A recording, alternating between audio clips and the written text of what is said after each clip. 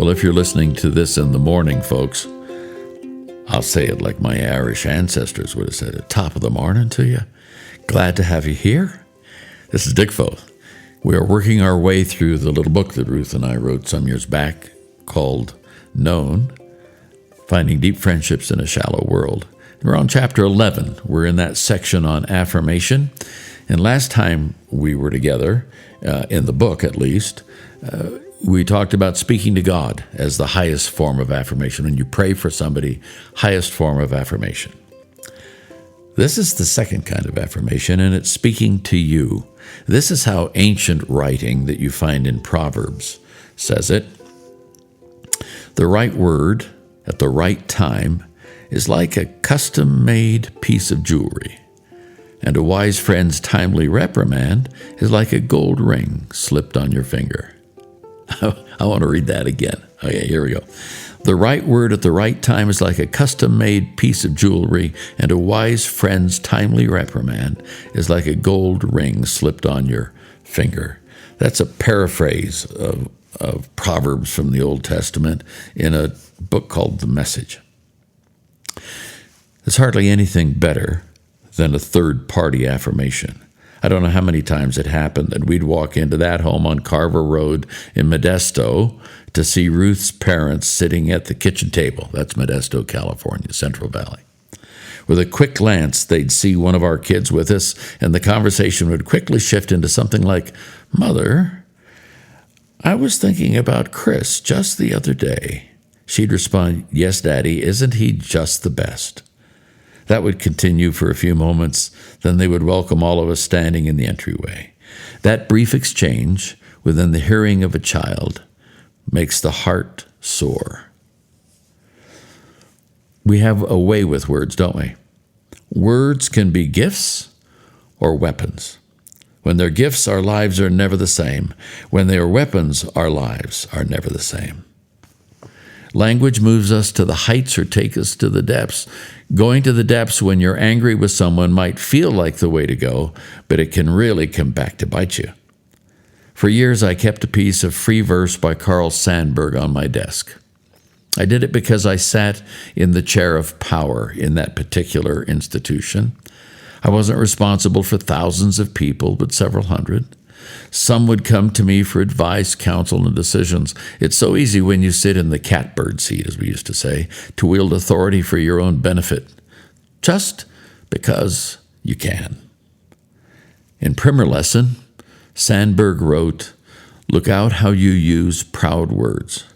When you let proud words go, it is not easy to call them back. They wear long boots, hard boots. They walk off proud. They can't hear you calling. Look out how you use proud words." Proud words and friendships can't occupy the same space for very long. Sure, friends have disagreements and sometimes even fight, scrap, and come to loggerheads, as we would once say. But in the end, they come around and still like each other. Encouraging words, challenging words, gentle words are the food of friendship. They can be direct or subtle, loud or soft, single words or sentences, but they will carry a tone that buoys the spirit. Words between friends can be jokes or soft sarcasm, which are okay if the tone is right.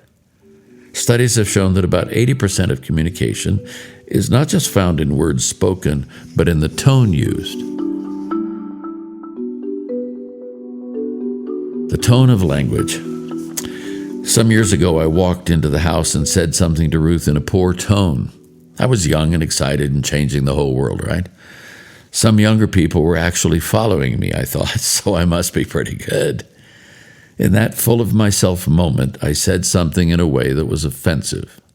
The words were okay, but my tone was condescending. Ruth's response was, "Do you know how it makes me feel when you use that tone with me?" I didn't know what using that tone did to this lovely woman, my best friend. I was the less for it. We were both the less for it. Positive words with a positive tone are a tremendous gift. I love the story of Sally, a little girl who had been born with a cleft palate. As you can imagine, her self-image took a hit each time she looked in the mirror. Every year, the teacher at her school conducted a hearing test in the class by having each student, by turn, go across the room and stand facing the door. She then would whisper a phrase to judge the acuity of the child's hearing. The day came when it was Sally's turn to be tested, and the teacher told her to go stand by the door and face away from her. The words Sally heard next were the most wonderful, life-changing words anyone had ever spoken to her. Her teacher simply whispered, "I wish you were my little girl." Texts and emails with emojis and exclamation points can certainly convey positive thoughts and feelings, but nothing takes the place of what I hear in your voice. Your voice is one of a kind. I don't need spectrographic analysis to know the variations in your timbre and inflection. When you say, "Hello," I know who it is. Just a voice of calm or authority in a stressful moment can mean the world. Talking with a friend one day, a retired major general in the Army, I said, "Bob, as you look back on your whole career, what is the one thing for which you're most grateful?" He thought a moment, then said, "That my men knew my voice in the dark." That sounded like Jesus. He used all kinds of metaphors when he spoke of the relationship we have with him. They reflect his context: fields and laborers, vineyards and wine presses, fish and fishermen, tax collectors, religious types, perhaps most particularly shepherds and sheep. He is the good shepherd and we are the sheep. This is how he described the interaction. "My sheep hear my voice, and I know them, and they follow me." To hear, to know, and to follow are intimately connected. Can you imagine the tone of Paul's voice when he affirmed his friends in Philippi in the introductory paragraphs of his letter? Listen to him. "It's right for me to feel this way about all of you, because I hold you in my heart. For you are all partakers with me of grace, both in my imprisonment and in the defense and confirmation of the gospel. For God is my witness how I yearn for all of you with the affection of Christ Jesus." His choice of words carries the emotion even if we can't actually hear the tone. It is right for me to feel this way. I hold you in my heart. How I yearn for you all. I read these phrases and say to myself, is this the Paul I know from his story? Is this the Saul who breathed threatening and slaughter before he was transformed? Is this the Paul that faced down city leaders and authorities in place after place without fear and with great intensity? Is this the Paul who, when his apostolic authority was challenged in 2 Corinthians 11, called his accusers out by saying, "Okay, boys, let's take off our shirts and compare scars from Roman cat o' nine tails that we carry on our backs for the sake of the gospel? Then we can talk"? Is this the "let's walk across Turkey and spend time in their jails" guy? What was he doing using language and tones so infused with feeling and hope? Simple. He was talking to friends. That's how friends do it. They affirm at every opportunity. They encourage and lift up. They challenge and reflect. Their words are gifts to be cherished and stored like treasures. They are life whisperers. Isn't it interesting how one sentence can change your world? When Ruth and I were becoming friends in the early 1960s, we attended college about 80 miles south of San Francisco, near Santa Cruz, Monterey Bay. I had been a stutterer since my earliest British boarding school days in South India. Though I'd learned to mask it in some ways and trigger speech in others, as many stutterers learn to do just to survive, it was a royal pain for me.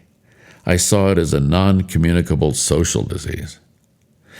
One evening, as we drove down West Cliff Drive along the Pacific Ocean in Santa Cruz, I wanted to say to her, "I don't know if you want to keep going out with me because I stutter." The words tumbled over each other with short pauses. She looked over at me, smiled sweetly, and said some great words. "Oh, really? I hadn't noticed."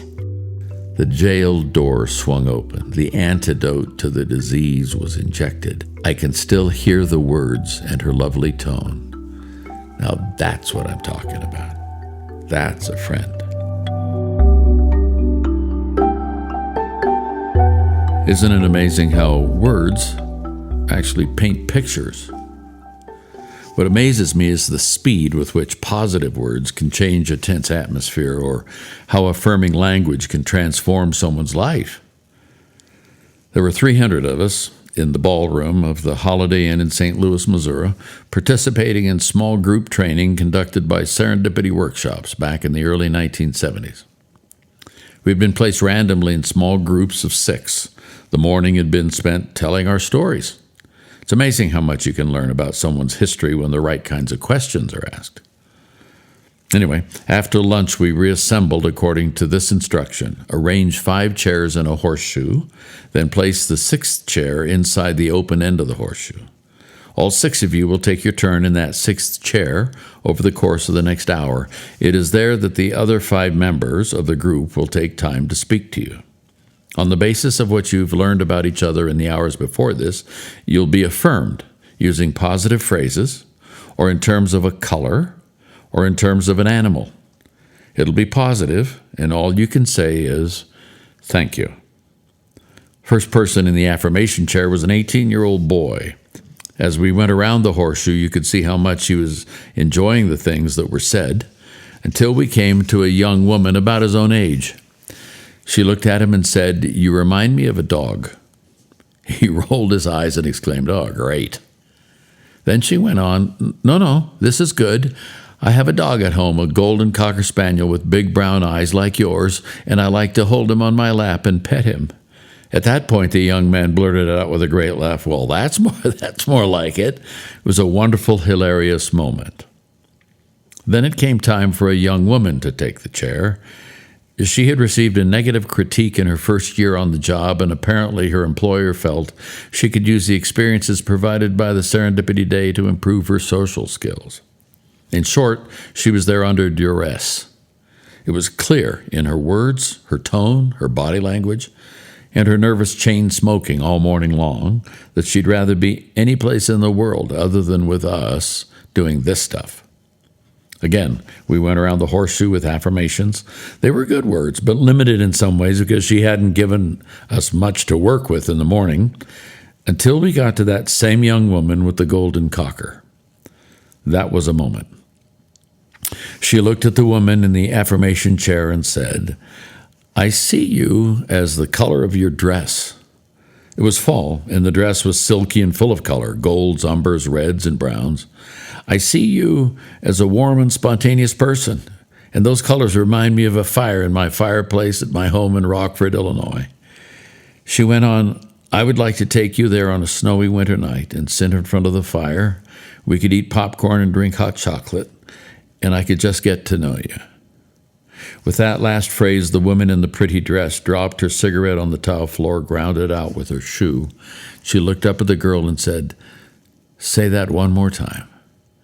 The girl did. By the time she finished, tears were streaming down the other woman's face as she forced out the words, "Nobody in my whole life has ever wanted to spend an evening with me just to get to know me." I don't know where that frustrated, angry woman went, the one conveying her displeasure at every turn, because the woman we sat with the rest of the afternoon was delightful. A mature young girl's affirming words had unlocked her heart and let her out into life. It hardly seemed possible, but it happened. I heard it. I saw it. I felt like I was with Jesus and Simon Peter when Jesus looked at him and said, "I'm going to change your name to Cephas, Peter, the rock. On you and on your statement, I'm going to build my church." What a stunner. The other 11 guys around them had to be thinking, what? They knew Peter as a leader, but he was moody and unreliable. Great intent, but poor execution. Stable like a rock is not the descriptive language they would use. All through the gospel story, we see the unstable Simon. When Jesus is on trial, we see it in full force. Jesus either saw something in Peter that he was calling out of him, or he saw a need that he filled by his words. Either way, through those words, he gave Simon, soon to be Peter, hope and a future that day. That is what affirming words do. They fuel hope and give us a future. So, that's it for now. I just think affirming words are a balm to the soul. Affirming words are like cold watermelon on a hot summer afternoon. Affirming words can soothe us, inspire us, wrap us like a warm blanket on a frigid day, and give us a sense of purpose that perhaps we either have never had or have not had in a long time. So I encourage you, in the next few days, find a way to affirm with your language, because your language is who you are. That's it for now. Thanks for continuing to listen, perhaps subscribing on the platform on which you're listening, and we'll pick it up with you next week. God bless. Have a great week.